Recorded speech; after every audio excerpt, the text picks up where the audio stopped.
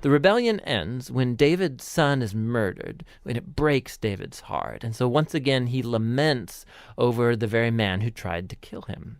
David's last days find him back on his throne, but as a broken man, he's wounded by the sad consequences of his sin.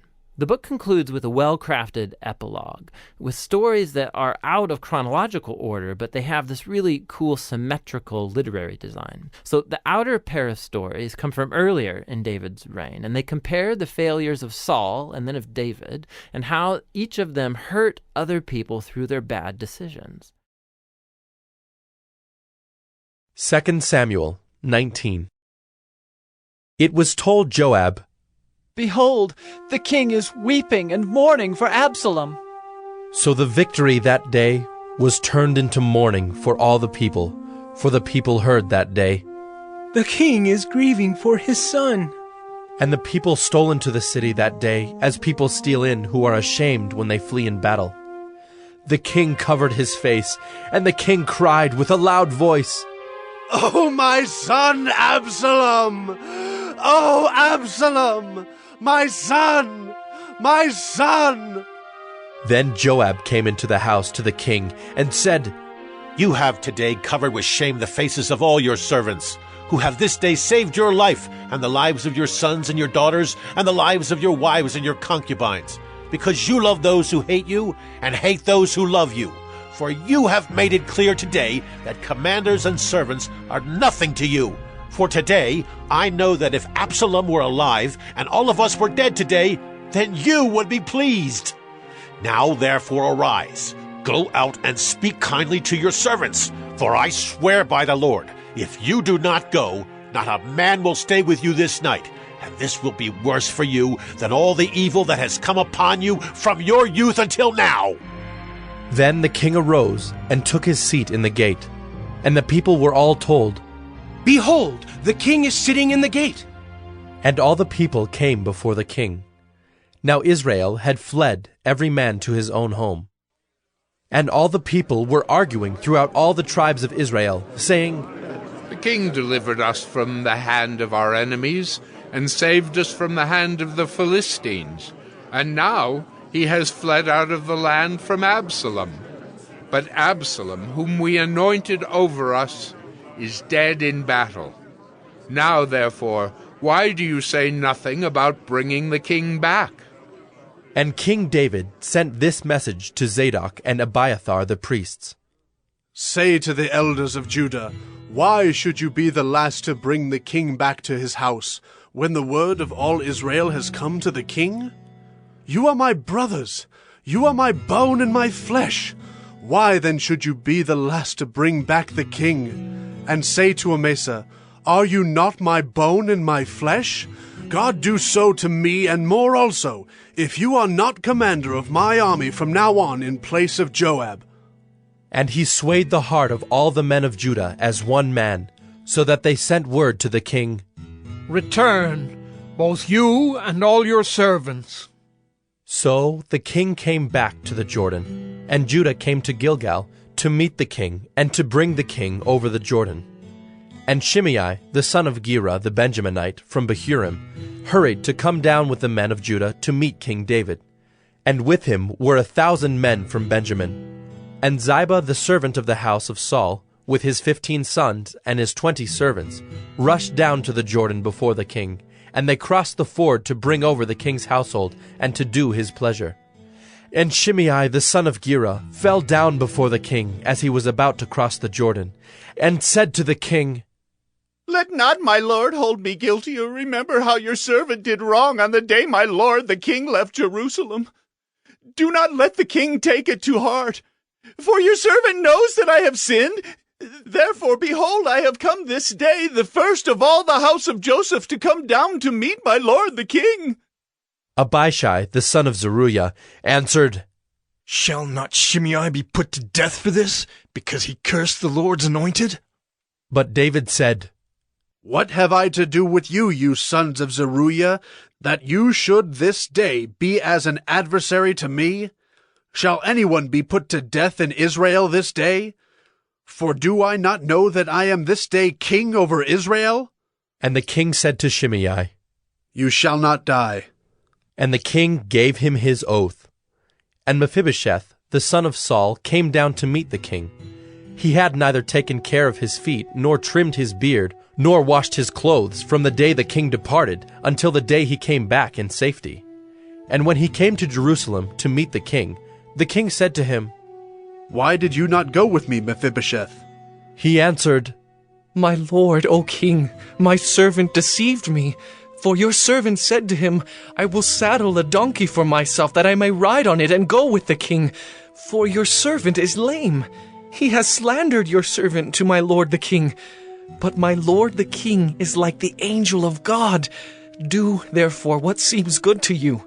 For all my father's house were but men doomed to death before my lord the king. But you set your servant among those who eat at your table. What further right have I than to cry to the king? And the king said to him, Why speak any more of your affairs? I have decided. You and Ziba shall divide the land. And Mephibosheth said to the king, Oh, let him take it all, since my lord the king has come safely home. Now Barzillai the Gileadite had come down from Rogelim, and he went on with the king to the Jordan to escort him over the Jordan. Barzillai was a very aged man, 80 years old. He had provided the king with food while he stayed at Mahanaim, for he was a very wealthy man. And the king said to Barzillai, Come over with me, and I will provide for you with me in Jerusalem. But Barzillai said to the king, How many years have I still to live, that I should go up with the king to Jerusalem? I am this day 80 years old. Can I discern what is pleasant and what is not? Can your servant taste what he eats or what he drinks? Can I still listen to the voice of singing men and singing women? Why then should your servant be an added burden to my lord the king? Your servant will go a little way over the Jordan with the king. Why should the king repay me with such a reward? Please let your servant return, that I may die in my own city, near the grave of my father and my mother. But here is your servant Kimham. Let him go over with my lord the king, and do for him whatever seems good to you. And the king answered, Kimham shall go over with me, and I will do for him whatever seems good to you. And all that you desire of me I will do for you. Then all the people went over the Jordan, and the king went over. And the king kissed Barzillai and blessed him, and he returned to his own home. The king went on to Gilgal, and Kimham went on with him. All the people of Judah, and also half the people of Israel, brought the king on his way. Then all the men of Israel came to the king, and said to the king, Why have our brothers, the men of Judah, stolen you away, and brought the king and his household over the Jordan, and all David's men with him?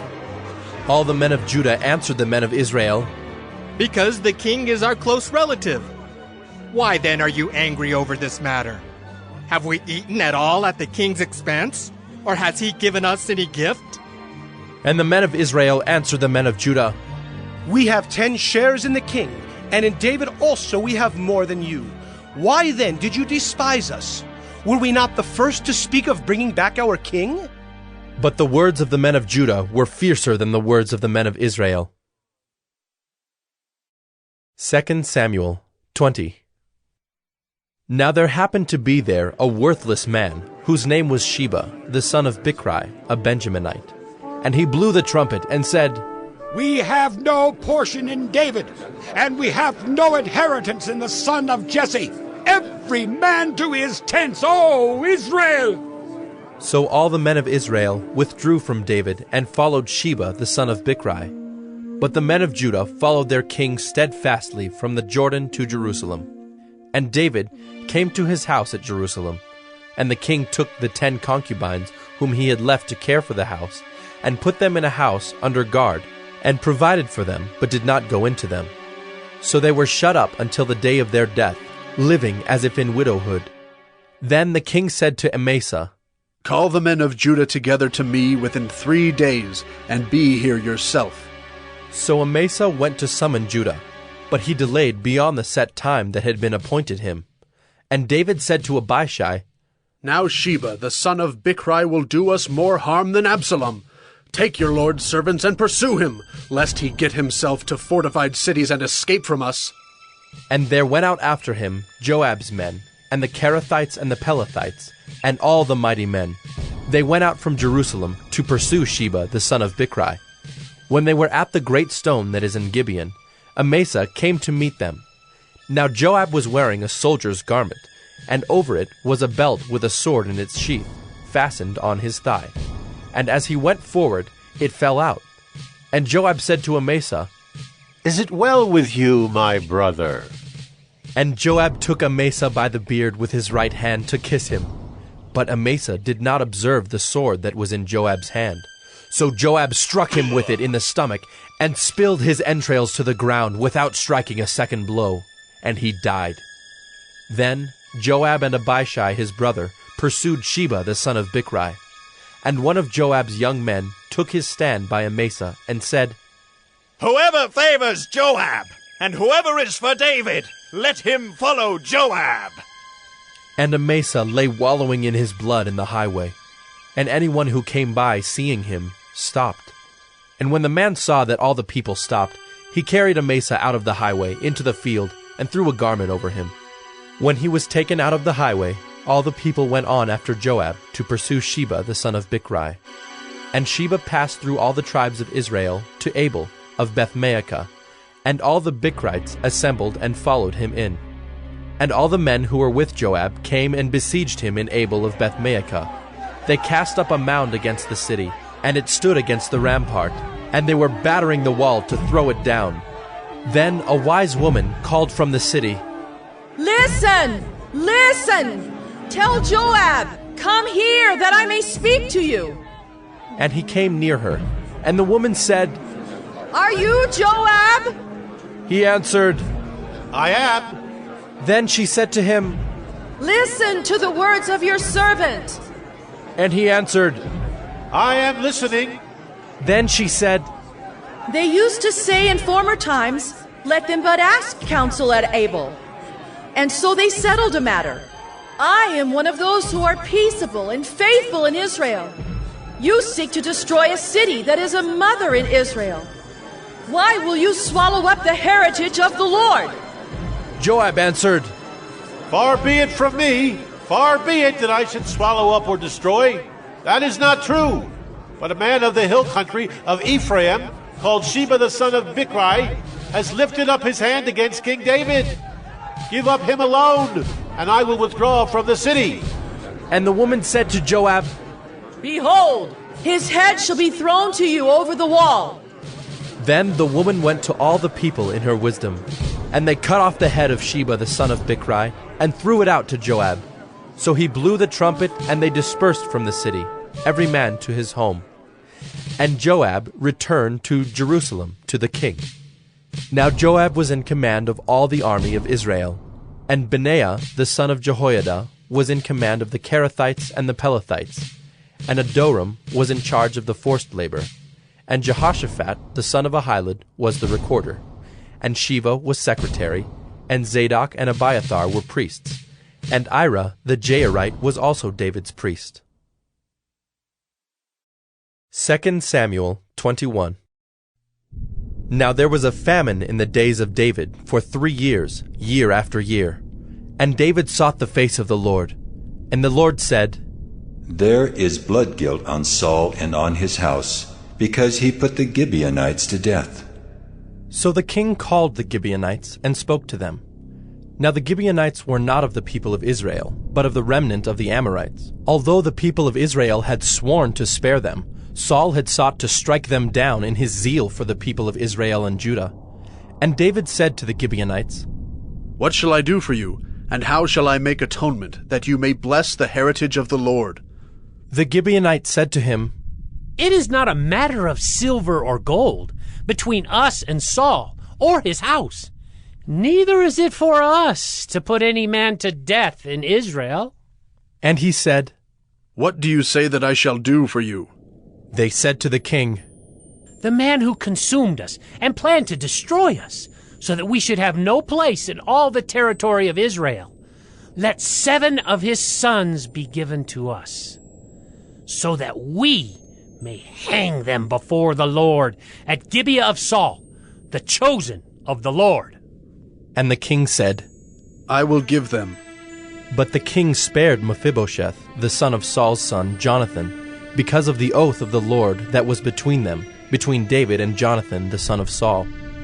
The king took the 2 sons of Rizpah, the daughter of Aiah, whom she bore to Saul, Armoni and Mephibosheth, and the 5 sons of Merab, the daughter of Saul, whom she bore to Adriel, the son of Barzillai the Maholathite. And he gave them into the hands of the Gibeonites, and they hanged them on the mountain before the Lord, and the 7 of them perished together. They were put to death in the first days of harvest, at the beginning of barley harvest. Then Rizpah, the daughter of Aiah, took sackcloth and spread it for herself on the rock, from the beginning of harvest until rain fell upon them from the heavens. And she did not allow the birds of the air to come upon them by day, or the beasts of the field by night. When David was told what Rizpah, the daughter of Aiah, the concubine of Saul, had done, David went and took the bones of Saul and the bones of his son Jonathan from the men of Jabesh-Gilead, who had stolen them from the public square of Bethshan, where the Philistines had hanged them, on the day the Philistines killed Saul on Gilboa. And he brought up from there the bones of Saul and the bones of his son Jonathan, and they gathered the bones of those who were hanged. And they buried the bones of Saul and his son Jonathan in the land of Benjamin in Zelah, in the tomb of Kish his father. And they did all that the king commanded. And after that, God responded to the plea for the land. There was war again between the Philistines and Israel, and David went down together with his servants, and they fought against the Philistines. And David grew weary. And Ishbi-Benob, one of the descendants of the giants, whose spear weighed 300 shekels of bronze, and who was armed with a new sword, thought to kill David. But Abishai, the son of Zeruiah, came to his aid, and attacked the Philistine, and killed him. Then David's men swore to him, You shall no longer go out with us to battle, lest you quench the lamp of Israel. After this, there was again war with the Philistines at Gob. Then Sibbecai, the Hushathite, struck down Saph, who was one of the descendants of the giants. And there was again war with the Philistines at Gob, and Elhanan, the son of Jaare-Oregim, the Bethlehemite, struck down Goliath the Gittite, the shaft of whose spear was like a weaver's beam. And there was again war at Gath, where there was a man of great stature, who had 6 fingers on each hand and 6 toes on each foot, 24 in number. And he also was descended from the giants. And when he taunted Israel, Jonathan, the son of Shimei, David's brother, struck him down. These 4 were descended from the giants in Gath, and they fell by the hand of David and by the hand of his servants.